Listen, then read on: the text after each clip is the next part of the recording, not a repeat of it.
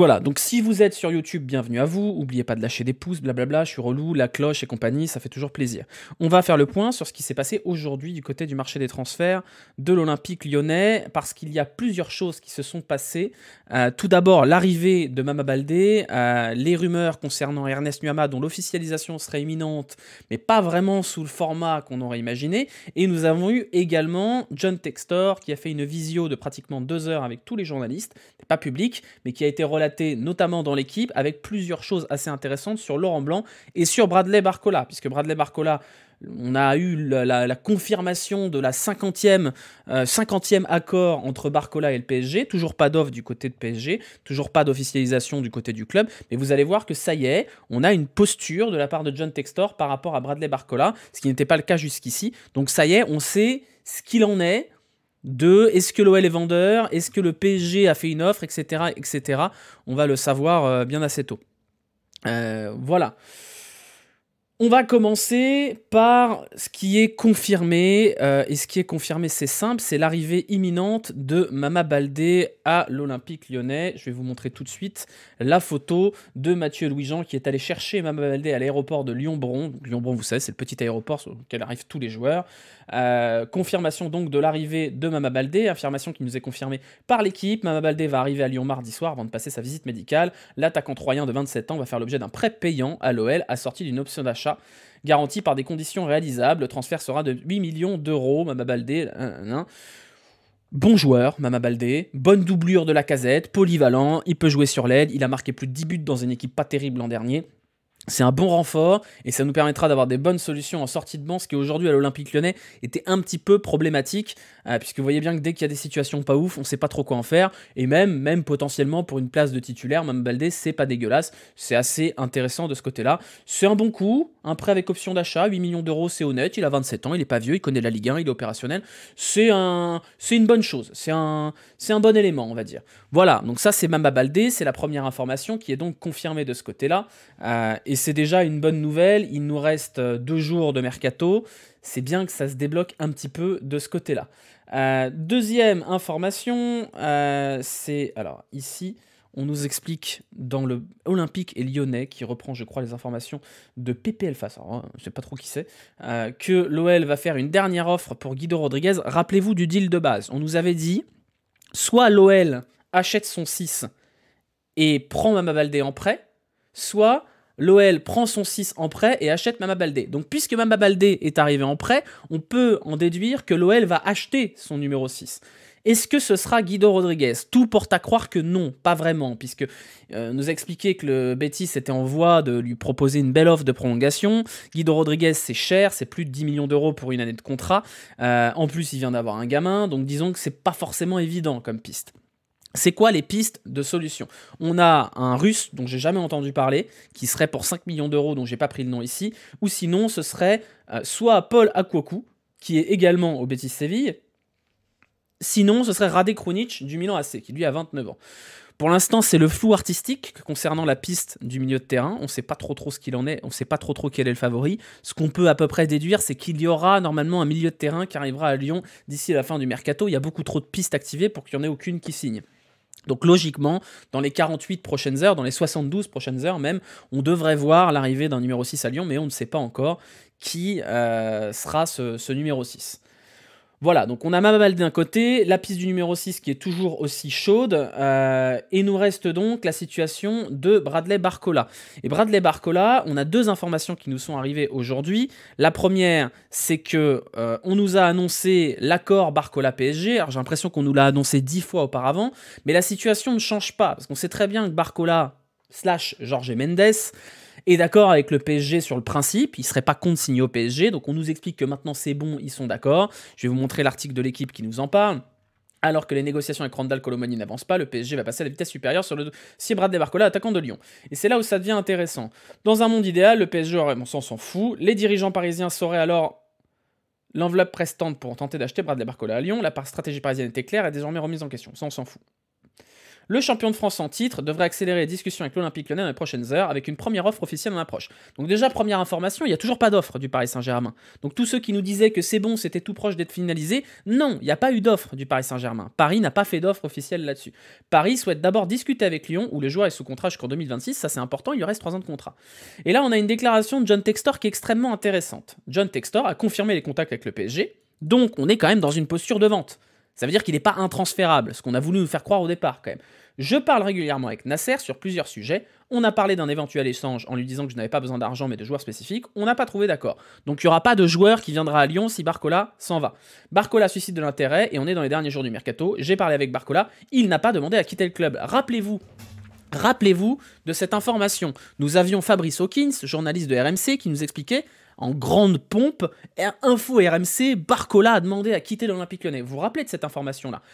Hugo Guillemette est arrivé derrière en disant « Non, c'est pas vrai, Bradley Barcola n'a pas demandé à quitter l'Olympique Lyonnais. Aucun des gens qui étaient présents à cette réunion n'a dit que Barcola voulait quitter l'Olympique Lyonnais. » C'est une information qui est donc plus ou moins confirmée par John Textor, qui nous dit que Bradley Barcola n'a absolument pas demandé à quitter l'Olympique Lyonnais. Et ça, c'est une information importante, parce qu'on a voulu nous faire croire que Bradley Barcola était en train de bouder et qu'il était en train de faire le forcing pour aller au PSG. Ce n'est pas vrai, c'est Jorge Mendes qui fait le forcing pour le PSG. C'est Jorge Mendes, alors après Barcola, il n'était pas obligé de prendre Mendes, ça c'est sûr. Mais Barcola n'a pas foncièrement l'intention ferme d'aller au Paris Saint-Germain dès cet hiver. C'est Jorge Mendes qui a l'intention d'envoyer Bradley Barcola au PSG. On continue, nos échanges avec le PSG ne sont pas arrivés à un niveau qui nous donne envie de le vendre. Donc on peut imaginer que l'offre du PSG est pas si énorme, parce que le PSG, sa priorité, c'est Randal Kolo Muani. On a vu aujourd'hui que Francfort demande 90 millions, et que Francfort est hyper ferme par rapport aux 90 millions, et le PSG n'a pas l'intention de mettre 90 millions. On peut imaginer que le PSG pouvait imaginer mettre 70 millions sur Kolo Muani et 30 sur Barcola, et c'est peut-être pas suffisant pour que John Textor ait envie de le vendre. Nous voulons absolument, attention, c'est intéressant, nous voulons absolument investir avec des joueurs qui veulent ici avec nous, ok, faire. Chaque mouvement doit nous permettre d'améliorer l'équipe et le vestiaire. Aujourd'hui, je n'ai reçu aucune offre pour ce joueur. Elle est importante cette information, parce que ça fait plus de 3 semaines qu'on nous casse les couilles avec le PSG et Barcola, mais il n'y a pas d'offre. Il n'y a pas d'offre. La seule chose qui existe, c'est Jorge Mendes qui discute avec le PSG. C'est tout. Il n'y a pas d'offre du PSG pour Barcola, et il n'y a pas de Barcola qui veut quitter l'Olympique Lyonnais, et probablement même que Barcola n'a même pas parlé au PSG, c'est Mendes qui parle au PSG. Donc attention à ce qu'on lit, attention à ne pas se faire entourlouper, à ne pas prendre la mouche tout de suite. J'ai juste parlé de lui dans un éventuel contexte d'échange, ses représentants disent qu'ils veulent partir, mais lui ne me l'a pas demandé, il est très correct par rapport à ça. Très très très important cette information. Ses agents, en revanche, demandent ce changement de club. Voilà, il y a de l'entourloupe de tous les côtés. La situation n'est pas du tout comparable avec celle de Lukeba, lui était conditionné dans sa tête pour partir depuis plus d'1 an. Merci à Jean-Michel Aulas. C'est pas tout, hein, c'est pas tout par rapport à ça, vous allez voir, on va dérouler. Alors, c'est pas ici, c'est là. Le mauvais départ, non voilà. On a donc dans cette visio qu'a fait John Textor, c'est un bout de l'article, je crois que c'est sur le Progrès, qui nous parle un petit peu de Lukeba. Et c'est important dans cet état d'esprit par rapport à Barcola. Il faut changer une culture dans le club. Aux joueurs de l'académie, on a dit de donner 2 ans avant de les vendre dans un grand club. C'est une vraie culture, on voit l'OL comme un club de formation. Lukeba m'a dit récemment qu'il avait assez donné à son club formateur. Je lui ai dit que tu devrais en parler comme de ton club de Ligue des Champions. Je ne vais pas gérer la technique, je veux des joueurs qui gagnent le championnat ici. Pas qu'ils voient l'OL comme un tremplin, je ne veux pas sélectionner les joueurs, on a besoin de ceux qui ont du cœur, un vrai désir de gagner avec l'OL. Donc Lukeba a dit j'ai assez donné. Bon, mon ref, t'as fait 1 an au championnat quand même. Donc c'est quand même important d'avoir cette déclat-là, c'est une déclat, ce ne sont que des discours, et ça l'arrange bien John Textor de dire « Oh bah le joueur il veut partir, alors je le vends ». Mais c'est quand même important d'asséner un petit coup sur la gueule de Lukeba qui a dit « Bon voilà, c'est bon, j'ai assez donné, je me casse ». Ça nous accrédite la thèse du petit ingrat. On a d'autres trucs après, on verra après, mais tout ça pour dire que sur la situation de Barcola, c'est pas fait, hein, c'est pas fait du tout. Aujourd'hui, à 48-72 heures de la fin du mercato, Bradley Barcola n'a pas demandé à partir de l'OL.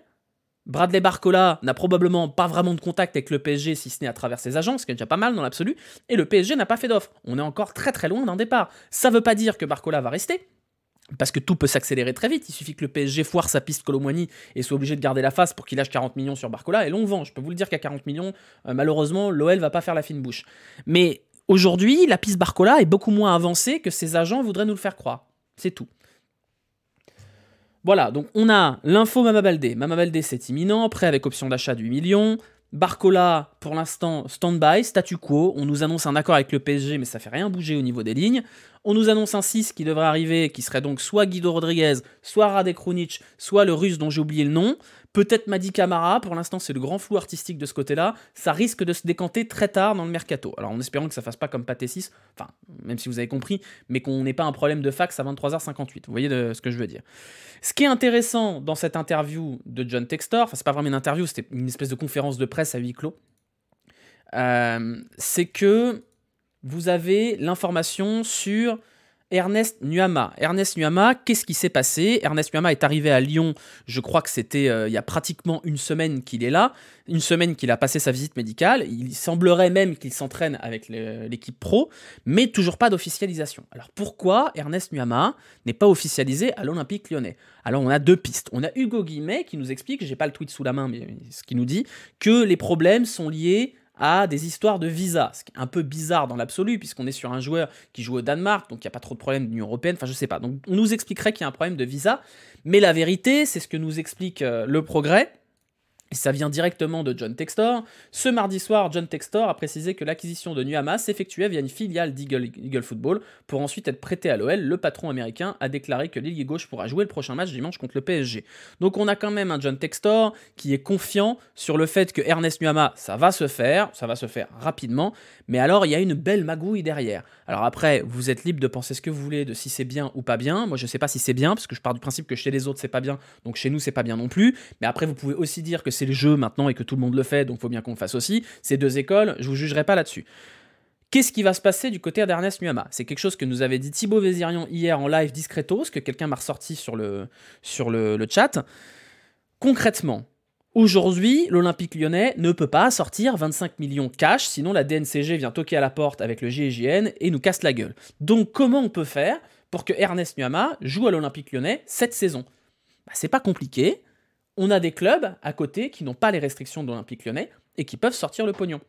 Ça ne veut pas dire qu'ils l'ont le pognon, mais Eagle peut prêter l'argent pour que la filiale achète et prête à l'Olympique Lyonnais. Donc il y a des mecs qui m'ont dit ouais mais il va pas nous appartenir. Concrètement, on n'a pas encore les détails du montage financier et c'est probablement ça qui prend du temps. C'est de faire en sorte que Molenbeek, parce que j'imagine que c'est Molenbeek, parce que Botafogo ça me semble compliqué, parce que Crystal Palace il n'est pas majoritaire, donc j'aurais tendance à penser que c'est Molenbeek, mais ça peut être un autre club de la Galaxy Textor. Molenbeek va emprunter de l'argent visiblement à Eagle, 25 millions, pour payer Nordsjælland tout de suite, acheter Nuamah qui signerait à Molenbeek, qui serait prêté avec option d'achat obligatoire à l'Olympique Lyonnais, à hauteur de 25 millions, pour l'été prochain. L'été prochain, l'Olympique Lyonnais sort les 25 millions, les donne à Molenbeek, qui les rend à Eagle. C'est de la jolie magouille, mais au final, c'est pas si différent que ce que fait Bournemouth avec Lorient, que ce que fait Chelsea, enfin c'est pas vraiment Chelsea, c'est le consortium de Chelsea avec Strasbourg, et c'est à peu près similaire à ce que fait le City Group avec Troyes. Troyes qui avait acheté Savio, brésilien, qui a été prêté au PSV, qui aujourd'hui est prêté à Girone, et qui en vrai ne jouera jamais à 3, puisque une fois qu'il aura pris un peu d'expérience, il va directement aller à City. Donc c'est des magouilles pour squeezer le fair play financier dans le cas de City, dans le cas de Chelsea, ou même dans le cas de Bournemouth, même si en vrai Bournemouth ils sont moins impactés par ça, et là c'est pour douiller la DNCG. Donc est-ce que c'est bien, est-ce que c'est pas bien? Je suis pas sûr que ce soit très bien, parce qu'aujourd'hui on est content, c'est bien, c'est nous, c'est l'Olympique Lyonnais qui bénéficions de tout ça. Qui dit que demain ce sera pas l'Olympique Lyonnais qui servira de poubelle à Crystal Palace? Donc attention au retour de bâton. Et le deuxième retour de bâton, c'est que là vous avez la DNCG qui a prononcé des sanctions, un encadrement de salarial, un encadrement des mutations, et on est en train clairement à l'Olympique Lyonnais de se foutre de la gueule de la DNCG puissance 1000. Donc la DNCG après, à partir du moment où ils n'ont pas de quoi sévir, ils peuvent pas sévir. Le problème, c'est que quand l'OL va repasser devant la DNCG en automne, il est fort probable que les mecs de la DNCG, ils soient là avec des couteaux à la main en disant « Ah ouais, vous avez voulu nous la faire comme ça ?» Donc il y a intérêt à ce que le dossier de Textor, quand il va repasser devant la DNCG cet automne, soit sacrément solide, sous peine d'être encore plus dans la merde qu'avant. C'est juste... Voilà à peu près ce qui se passe sur le marché des transferts. On a une dernière chose qu'il faut qu'on voit ensemble, c'est ce que dit John Textor sur Laurent Blanc et sur le mauvais départ. Donc il y a deux choses qui sont intéressantes.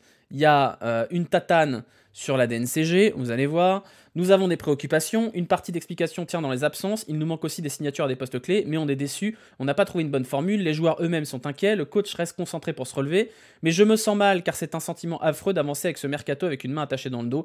Jusque-là, on a disputé 3 matchs contre des équipes de milieu de tableau, donc le problème ce n'est pas la DNCG, c'est d'abord nous, mais ce n'est que le début d'une longue saison, on visait le top 3 la saison passée, on a désormais des joueurs en plus et une place additionnelle, donc l'objectif doit toujours rester la C1. Donc l'avantage c'est que là-dessus, John Textor reste ambitieux, mais une petite tatane à la DNCG. Sur la situation de Laurent Blanc, je n'apprécie pas le manque d'unité des leaders jusqu'à la base du vestiaire, donc là c'est une tatane dans la gueule des joueurs d'expérience. Il dit qu'il a besoin de joueurs, notamment pour son organisation défensive, et je le comprends. J'ai une bonne relation avec lui, je lui ai juste demandé d'arrêter ses jeux avec les médias et les polémiques, de se modérer et de faire en sorte que son travail parle pour lui. Bim. Vous surjouez un peu dans la presse, mais un coach prend ses responsabilités, il se sait menacé s'il n'a pas de résultat et finir en dehors des places européennes serait un échec.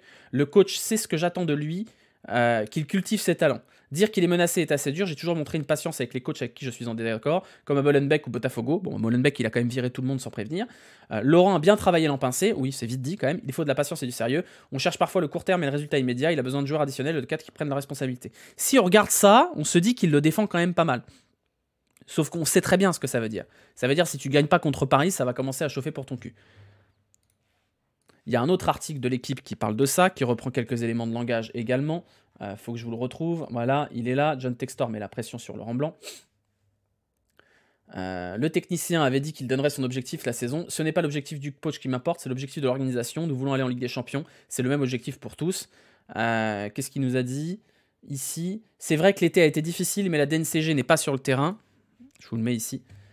Et je pense qu'on a de meilleurs joueurs que les équipes que nous avons affrontées jusqu'à présent. Donc là, il est en total désaccord avec la déclaration de Laurent Blanc qui disait que Montpellier était meilleur.